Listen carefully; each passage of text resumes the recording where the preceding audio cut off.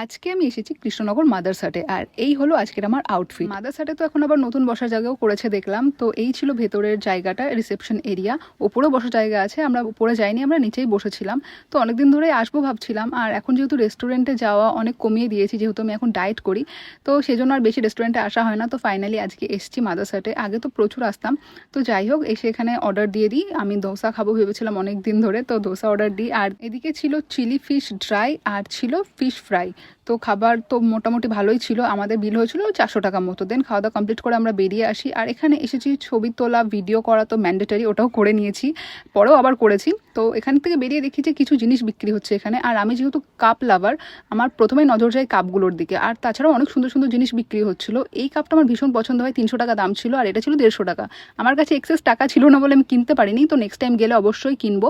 আর এই আকাশ দেখে কি করে ছবি না তুলে থাকি, আমি ওখানেও ছবি তুলেছি। দেন এসেছিলাম একটা ধাবাতে, এখান থেকে চা খেয়ে বেরিয়ে যাই আবার জুডিওতে। কিছু কেনার ছিল না, 3টে নেল পলিশ কিনলাম। আর আজকে প্রচুর ঘুরেছি, আজকে দিনটা ভীষণ ভালো এনজয় করেছি। তো এইভাবেই কাটলো দিনটা।